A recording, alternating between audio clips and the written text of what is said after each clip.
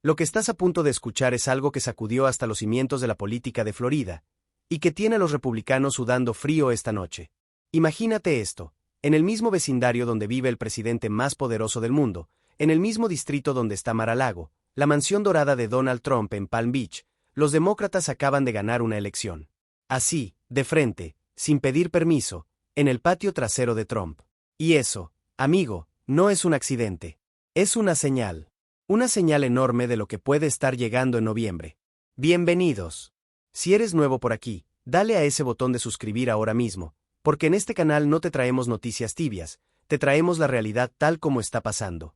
Y si esta historia te parece importante, deja tu like abajo, que eso nos ayuda a seguir llegando a más gente como tú. Vamos a darle. Bien. Hablemos en serio. Martes 24 de marzo de 2026. Florida. Condado de Palm Beach. 3 elecciones especiales en un solo día para la legislatura estatal. Y el mundo político estaba con los ojos clavados en una de ellas, el Distrito 87 de la Cámara Estatal de Florida. ¿Por qué ese distrito en particular? Porque ese distrito incluye a Mar-a-Lago. Porque ese distrito es, literalmente, la casa de Donald Trump. Y porque un año antes, en las elecciones de 2024, el candidato republicano había ganado ahí por 19 puntos. 19 puntos.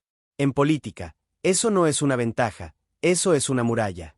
Y sin embargo, la demócrata Emily Gregory le ganó, con el 51.2% de los votos contra el 48.8% de su rival republicano, John Maples. Una diferencia de apenas 797 votos. Menos de 800 votos separaron a una nueva legisladora demócrata de la derrota en uno de los territorios más republicanos del estado.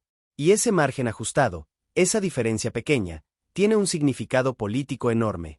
Porque los números no mienten, Trump ganó ese distrito por 11 puntos en 2024. Y ahora los demócratas lo acaban de voltear. Eso se llama una oscilación de casi 11 puntos hacia la izquierda en menos de 2 años. ¿Quién es Emily Gregory? Vamos a conocerla, porque esta mujer es mucho más que un nombre en una papeleta. Tiene 40 años. Es dueña de un pequeño negocio de salud y fitness. Está casada con un militar. Tiene 3 hijos. Y nunca había buscado un cargo público en su vida. Primera vez en la política, primera vez en una campaña, y ya está escribiendo historia como la primera demócrata en ganar en el Distrito 87 en lo que va de este siglo. Primer triunfo demócrata en ese distrito en el siglo XXI. Eso lo dice todo. ¿Y qué hizo ella para ganar? Algo que suena sencillo pero que pocos candidatos hacen de verdad: hablar con la gente, tocar puertas, llamar por teléfono, escuchar. En una entrevista después de su victoria, Gregory dijo que el secreto de su campaña fue el contacto directo con los votantes. Tocaron todas las puertas posibles, hicieron todas las llamadas posibles, y lo que escucharon una y otra vez fue lo mismo: seguro de propiedad, atención médica, educación. Temas de la mesa de la cocina, como se dice en inglés. Temas que tocan la vida diaria de las familias. Nada de grandes discursos ideológicos. Nada de ataques nacionales. Problemas reales de gente real. Habló de la crisis de asequibilidad. Habló de que las familias de Florida no pueden aguantar más con la gasolina a $4 el galón, con los seguros de salud por las nubes, con el costo de la vivienda que no para de subir. Y esa narrativa conectó. Conectó en un distrito que había elegido republicanos durante décadas. Conectó en el patio trasero del presidente Trump. Ahora bien, hablemos de su rival. John Maples, 43 años, asesor financiero, exconcejal en Lake Clark Shores. Se presentó como un patriota América primero, alineado al 100% con las prioridades del Partido Republicano a nivel estatal y nacional. Y tenía el apoyo del mismísimo Donald Trump, que un día antes de la elección publicó en sus redes sociales: John Maples tiene mi endoso completo y total. A todos los grandes patriotas del Distrito 87 de la Cámara Estatal de Florida, salgan a votar por John Maples. Trump lo subió al escenario en un evento republicano en Palm Beach días antes de la votación. Le dio toda la exposición posible. Y aún así, perdió. Pero hay algo más aquí que vale la pena remarcar, algo que causó revuelo y que tiene mucha tela de donde cortar. Trump, ese mismo Trump que durante años ha dicho que el voto por correo es una forma de hacer trampa, que ha pedido al Senado que pase la llamada Ley Sabe América para restringir drásticamente el voto por correo, ese mismo Trump votó por correo en esta elección especial del martes. Por correo. Y los votantes de su propio partido se enteraron con sorpresa. Una votante republicana llamada Michelle Hall le dijo a CNN que votar por correo es terrible a menos que tengas una discapacidad, estés embarazada, estés en el hospital o seas militar. No sabía que Trump había votado así. Esa contradicción no pasó desapercibida. Muy bien. Hasta aquí, la historia de Emily Gregory. Pero ahora viene la parte que realmente explica por qué esta elección va más allá de Florida, más allá del condado de Palm Beach, más allá incluso del propio Mar-a-Lago. Y para eso, tenemos que hablar del contexto más amplio de lo que está pasando en la política estadounidense ahora mismo. Desde que Trump volvió a la Casa Blanca en enero de 2025, los demócratas han volteado 29 escaños en legislaturas estatales de todo el país. 29. Y los republicanos no han podido voltear ni uno de los demócratas. Ni uno. Este desequilibrio es brutal. Y no está pasando en estados azules o morados. Está pasando en estados rojos, en estados republicanos, en distritos donde Trump ganó cómodamente. Este mes de marzo, los demócratas también ganaron escaños especiales en Arkansas y en New Hampshire. Dos estados que nadie asociaría con victorias demócratas. Pero ahí están. Heather Williams, presidenta del Comité Legislativo de Campaña Demócrata, lo dijo sin rodeos: Mar-a-Lago acaba de cambiar de rojo a azul, lo cual debería hacer sudar a los republicanos pensando en las elecciones de medio término. Un distrito donde Trump ganó por 11 puntos en su propio patio trasero no debería estar en juego para los demócratas, pero esta noche demuestra que los republicanos son vulnerables en todas partes. Y agregó algo que es clave de cara al futuro: si Mar-a-Lago es vulnerable, imaginen lo que es posible este noviembre. Los demócratas claramente están a la ofensiva mientras nos preparamos para la estrategia más amplia de elecciones de medio término en la historia, con 650 escaños en juego. El 2026 se perfila como una elección para los libros de historia. Y Ken Martín, presidente del Comité Nacional Demócrata, escribió en la red social X: si los demócratas pueden ganar en el patio trasero de Trump, seguro que podemos ganar en cualquier parte del país. Adelante hacia noviembre. Pero espera. No todo es color de rosa para los demócratas. Porque en esa misma noche del martes, en esas mismas 3 elecciones especiales en Florida, también hubo una derrota para ellos. Los republicanos mantuvieron un tercer escaño, en un distrito entre Tampa y Orlando, donde Hillary Haley derrotó con holgura al demócrata Edwin Pérez. Y en la carrera para el Senado estatal en West Tampa, el demócrata Brian Nathan, veterano de la Marina y líder sindical, lideraba al cierre de esta emisión, pero la disputa era muy apretada contra la exlegisladora republicana Josie Tomkow. El resultado final estaba pendiente. Así que el saldo del martes no fue una barrida demócrata total. Fue un resultado mixto. Pero la victoria en el Distrito 87, por su simbolismo, por su ubicación, por el historial reciente de ese distrito, es la que domina los titulares. Y hay razones de peso para eso. Ahora bien, aquí está la pregunta que muchos están haciendo en este momento: ¿por qué estaba vacante ese escaño en primer lugar? ¿Por qué se llegó a esta elección especial? Y aquí es donde entra en escena el gobernador Ron DeSantis, el hombre que tiene los republicanos de Florida bajo una presión enorme en este momento. Todo comenzó en agosto pasado. El legislador republicano Mike Caruso, que había ganado la reelección en ese distrito por 19 puntos en 2024, renunció a su escaño. ¿Por qué? Porque el gobernador Ron DeSantis lo nombró para el cargo de secretario del condado de Palm Beach. Una decisión de DeSantis que abrió esa vacante. Y entonces empezaron los problemas. Pasaron casi 2 meses antes de que DeSantis convocara la elección especial para llenar esa vacante. 2 meses en los que los 180,000 residentes del Distrito 87 no tuvieron representación en la legislatura estatal en Tallahassee. 2 meses en los que la sesión legislativa de 2026 avanzó sin que ese distrito tuviera voz. Y Emily Gregory, en ese momento todavía candidata, decidió demandar. Presentó una demanda argumentando que los votantes estaban siendo privados de su representación. La demanda quedó sin efecto una vez que DeSantis finalmente programó la elección, pero el daño político ya estaba hecho. El retraso, la sensación de que DeSantis estaba manejando los tiempos a conveniencia del Partido Republicano, se convirtió en un tema de campaña. Y los votantes lo escucharon. Pero eso no es todo lo que pesa sobre DeSantis en este momento. Porque hay algo más grande, algo que amenaza con convertirse en la mayor apuesta política de su administración, y que los demócratas ya están usando como munición: la redistritación congressional.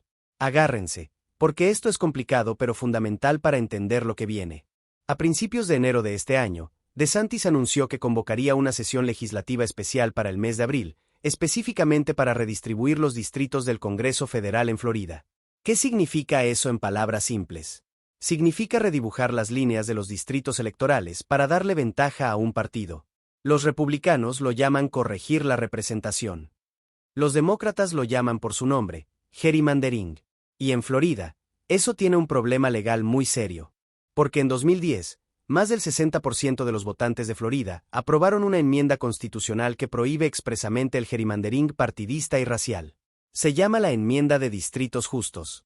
Prohíbe dibujar distritos con la intención de favorecer o perjudicar a un partido político. Y DeSantis quiere hacer exactamente eso. La sesión especial está programada del 20 al 24 de abril, y los republicanos están apuntando a ganar hasta 5 escaños adicionales en la Cámara Federal a través de un nuevo mapa. Actualmente, la delegación congresional de Florida tiene 20 republicanos y 8 demócratas. Con un nuevo mapa, los republicanos esperan que ese número cambie aún más a su favor. Están apuntando a distritos en el centro y sur de Florida, incluyendo los que representan figuras demócratas prominentes como Jared Moskowitz, Debbie Wasserman Schultz, Lois Frankel y Darren Soto, entre otros. El estratega republicano Ford O'Connell dijo que un mapa que eliminara esos escaños prácticamente dejaría fuera a los demócratas de Florida en términos de representación en el Congreso. Pero hay un problema enorme. Varios problemas, en realidad. Primero, el problema legal. Los votantes de Florida aprobaron esa prohibición de gerrymandering. El Tribunal Supremo de Florida, lleno de nombramientos de DeSantis, ya avaló el mapa de 2022 a pesar de las críticas.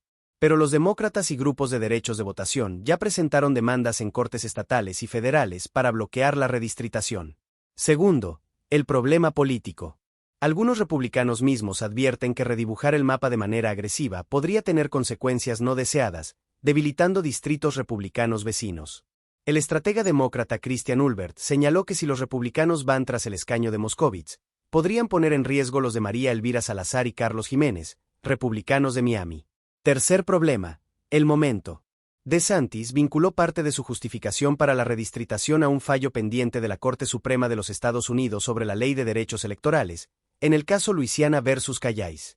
Pero los expertos legales dicen que ese fallo probablemente no llegará antes de la sesión de abril, lo que pone en duda toda la base argumentativa del gobernador. Y ahora, después de la victoria de Gregory el martes, el líder de la minoría en la Cámara de Representantes Federal, Hakeem Jeffries, salió con todo. Jeffries dijo, vamos a aplastar a los republicanos en noviembre si DeSantis intenta gerrymandear el mapa congresional de Florida. Palabras fuertes, directas, con la victoria en el Distrito 87 como respaldo. Y es que los demócratas están argumentando que el intento de redistritación podría volverse en contra de los republicanos. Que la ola que está construyéndose en el electorado, el hartazgo con los costos de vida, con el caos político, con las contradicciones del gobierno federal, esa ola no la para un mapa electoral. Si los votantes están furiosos, si las familias sienten la presión económica en su cartera cada semana, un nuevo mapa distrital no va a cambiar ese sentimiento. Y las elecciones de noviembre de 2026 están cada vez más cerca. Antes de continuar, les quiero hacer una pausa para preguntarles algo directamente a ustedes que están viendo esto. ¿Creen ustedes que la victoria de Emily Gregory es una señal real de un cambio político profundo en Florida, o es simplemente una anomalía local, un resultado aislado que no refleja lo que va a pasar en noviembre? Dejen su respuesta en los comentarios. Esa conversación es importante. Y si aún no se han suscrito al canal, este es el momento. Porque seguiremos cubriendo todo esto en tiempo real. Ahora sigamos. Porque hay más contexto que dar sobre Florida específicamente, más allá del resultado del martes. Florida ha sido durante años el estado más emblemático de la transformación política hacia los republicanos. Fue un estado bisagra, un swing state clásico, durante décadas. Barack Obama lo ganó en 2008 y en 2012. Fue el estado del famoso recuento de votos del año 2000, cuando la presidencia de George W. Bush dependía de unos pocos centenares de votos floridanos. Pero desde entonces, y especialmente desde la era Trump, Florida ha ido inclinándose cada vez más hacia los republicanos. Trump la ganó en 2020 por 3 puntos y en 2024 por un margen mayor. DeSantis ganó la gobernación en 2022 por 19 puntos. La idea de que Florida podría volver a ser competitiva a nivel estatal parecía una fantasía. Y sin embargo, Boca Ratón, a unos 50 kilómetros de Palm Beach, eligió su primer alcalde demócrata en 45 años este mes de marzo, en una disputa muy apretada. Miami eligió en diciembre su primer alcalde demócrata en 30 años, y lo hizo por un amplio margen. Y ahora Gregory gana en el Distrito 87. El condado de Palm Beach, donde queda ese distrito, solía ser un bastión demócrata. Los republicanos avanzaron con fuerza en los últimos años. Pero algo está cambiando. La presidenta del Partido Demócrata de Florida, Nikki Fried, Lo dijo sin ambigüedades. Los floridanos están cansados del caos, de la corrupción y de los precios por las nubes, desde el supermercado hasta la gasolina y los seguros de salud.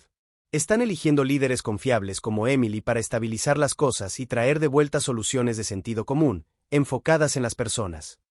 Y también dijo, en referencia a la redistritación, están tratando de robar una elección, y nosotros no nos vamos a quedar cruzados de brazos. Ahora hablemos de lo que significa prácticamente la victoria de Gregory en Tallahassee, la capital del estado. La respuesta honesta es, no cambia mucho en el corto plazo. Los republicanos mantienen una supermayoría cualificada en la Cámara Estatal de Florida. Una sola derrota no altera esa dinámica.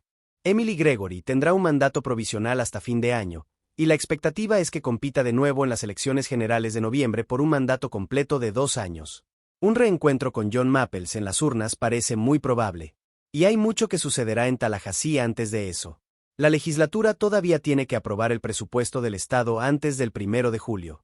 Y DeSantis ya convocó esa sesión especial de abril para redistribuir los distritos del Congreso. Esa sesión va a ser una batalla campal. Demócratas, grupos de derechos civiles, organizaciones de votantes, todos van a pelear contra ese rediseño. Y ahora, con Gregory sentada en la Cámara como representante de un distrito que incluye Mar-a-Lago, habrá una voz demócrata más en ese salón. Simbólicamente, eso es muy poderoso. Hablemos también del rival de Gregory, John Maples, porque hay algo que merece atención. Durante la campaña, se presentó una queja formal ante las autoridades del estado alegando que Maples no vivía dentro del Distrito 87. Esa queja está bajo revisión. Maples era un concejal de Lake Clark Shores, una ciudad que está fuera del distrito. La pregunta de si cumplía el requisito de residencia fue un tema de controversia durante toda la campaña. Y sin embargo, logró llegar al 48.8% de los votos. Eso dice algo sobre la fortaleza del voto republicano en esa zona, incluso en circunstancias complicadas. El presidente del comité de campaña republicano de la Cámara Estatal, Sam Garrison, reconoció la derrota pero prometió volver. Dijo que Maples corrió una campaña extremadamente fuerte pero al final se quedó corto y que eso no los detendría a él ni al partido. Es el lenguaje de quien sabe que viene una pelea larga. Y ahora vamos a ponerle un cuadro más amplio a todo esto. Porque Florida no está sola. En todo el país, la política post-Trump de segundo mandato está generando fricciones, resistencias y sorpresas electorales. Los demócratas han aprovechado la energía del electorado inconforme para ganar en lugares donde nadie los esperaba. Arkansas, New Hampshire, y ahora el patio de Mar-a-Lago. Los republicanos, por su parte, insisten en que estas derrotas en elecciones especiales son normales, que reflejan una corrección después de sus grandes victorias de 2024, y que en noviembre el panorama será diferente. Los estrategas republicanos tienen un argumento: las elecciones especiales históricamente benefician al partido que está fuera del poder. La gente insatisfecha es la que más se motiva a votar en elecciones pequeñas, intermedias, con baja participación. Cuando lleguen las elecciones generales de noviembre, con millones de votantes republicanos de base también movilizados, el panorama puede cambiar. Ese argumento tiene algo de lógica histórica. Pero los demócratas tienen su propio argumento. El nivel de descontento ahora es diferente. Las alzas en el costo de vida son reales. Las familias las sienten en carne propia. La gasolina, los comestibles, los seguros de salud, la vivienda, todos esos costos han subido bajo la administración Trump. Y cada vez que una familia en Palm Beach Gardens o en Riviera Beach o en Juno Beach va al supermercado y ve los precios, o recibe la factura del seguro, o busca casa y no puede pagar la renta, ese sentimiento no desaparece con un anuncio político. Hay un dato que resume todo esto mejor que cualquier discurso. En el Distrito 87, con más del 15% de los votantes habilitados participando antes del día de la elección, los demócratas emitieron 7.457 votos anticipados contra 7.176 de los republicanos. Eso, en un distrito históricamente rojo, es una señal de organización y motivación. Y la victoria final fue posible también por los independientes, los votantes sin afiliación partidista, que emitieron más de 2.800 papeletas. Ese bloque de votantes independientes es el que puede definir noviembre. La directora del Comité de Campaña Legislativa Demócrata también mencionó algo que vale la pena destacar. Los demócratas han invertido durante todo el año en infraestructura organizativa en Florida. No esperaron a que llegara la campaña para empezar a trabajar. Construyeron redes locales, entrenaron voluntarios, desarrollaron candidatos. Y eso, según ellos, es lo que hizo posible una victoria en un distrito donde nadie los esperaba. Pero hay un factor más que no podemos ignorar. Emily Gregory no solo ganó.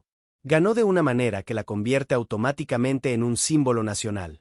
Porque a partir de ahora, el representante estatal del distrito donde vive Donald Trump en la Cámara de la Florida es una demócrata. Mar-a-Lago estará representado por una demócrata en la Cámara estatal. Junto con los representantes del Senado estatal y del Congreso federal que cubren la zona, el vecindario de Trump en Palm Beach estará representado por un trío de demócratas en los 3 niveles legislativos. Eso es históricamente sin precedentes y políticamente devastador como imagen. Cuando Gregory respondió preguntas sobre su relación con su nuevo constituyente más famoso, lo hizo con elegancia.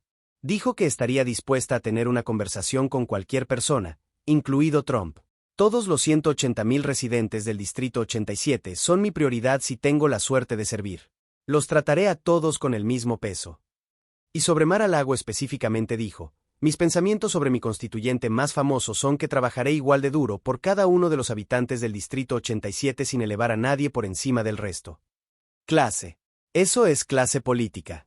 Y mientras Gregory celebraba su victoria, mientras los demócratas de todo el país tuiteaban y publicaban sobre la hazaña, mientras los analistas debatían sus implicaciones, DeSantis seguía en el centro de la tormenta. Porque la presión que siente el gobernador de Florida no viene solo de esta derrota. Viene de múltiples frentes. Viene de los votantes que lo critican por el retraso en convocar la elección especial. Viene de los grupos de derechos civiles que lo demandan por la redistritación. Viene de los propios republicanos que temen que el nuevo mapa Congressional salga por la culata. Viene de las encuestas nacionales que muestran un presidente Trump con aprobaciones en declive en estados competitivos. Y viene de una pregunta que empieza a circular entre los republicanos más honestos. ¿Están leyendo bien el estado de ánimo del electorado? Porque si hay algo que la victoria de Emily Gregory en el Distrito 87 enseña, es que los mapas electorales, los márgenes de victorias pasadas, los apellidos famosos en las papeletas, nada de eso garantiza un resultado cuando la gente está enojada. Cuando las familias no pueden pagar sus cuentas. Cuando el costo de vivir se convierte en el tema central de cada conversación en cada hogar. Nikki Fried tiene razón en algo, los floridanos están mandando un mensaje.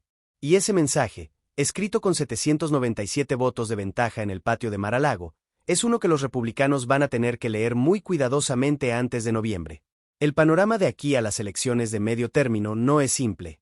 No es una victoria segura para ningún lado. Florida sigue siendo un estado donde los republicanos tienen ventajas estructurales enormes, el control de la gobernación, supermayorías en las cámaras estatales, y ahora el intento de un nuevo mapa Congressional. Pero las victorias demócratas en elecciones especiales, la energía organizativa que están demostrando, y el malestar económico generalizado son fuerzas reales que no se pueden desestimar. Los próximos meses van a definir mucho. La sesión especial de redistritación del 20 al 24 de abril será un campo de batalla. El presupuesto estatal antes del 1 de julio será otro. Y luego, noviembre. 650 escaños en legislaturas de todo el país. Decenas de asientos en el Congreso Federal en juego. ¿Volveremos a ver a Emily Gregory en las urnas? Todo indica que sí, en noviembre, defendiendo ese escaño por un mandato completo de 2 años. ¿Volverá John Maples a intentarlo? El portavoz republicano dijo que sí. Y si hay un reencuentro entre ellos, será en un escenario completamente diferente, con millones de votantes más movilizados, con el paisaje político nacional que puede haber cambiado de muchas maneras de aquí a entonces. Pero por esta noche, por este martes histórico, el resultado está ahí. En el condado de Palm Beach, en el Distrito 87, en el patio trasero de Mar-a-Lago, los demócratas ganaron. Y ese resultado, con todos sus matices, con todo su simbolismo, con todas sus implicaciones, es una sacudida que el gobernador DeSantis y el Partido Republicano de Florida van a tener que procesar. Miren, en política nada está escrito de antemano. Ninguna ventaja dura para siempre. Ninguna derrota es definitiva. Pero las señales importan. Los resultados importan. Y cuando ganas en el patio de tu principal adversario político, la señal es inequívoca. Eso es todo por hoy. Si llegaste hasta aquí, te lo agradezco de verdad, porque este tema tiene mucha tela de donde cortar y me alegra que lo estemos analizando juntos. No olvides dejar tu like si el video te pareció útil e informativo. Suscríbete si aún no lo has hecho. Y déjame en los comentarios. ¿Crees que lo que pasó en el Distrito 87 es el preludio de un octubre azul en Florida, o los republicanos van a responder con todo en noviembre? Quiero leer tu opinión. Hasta la próxima.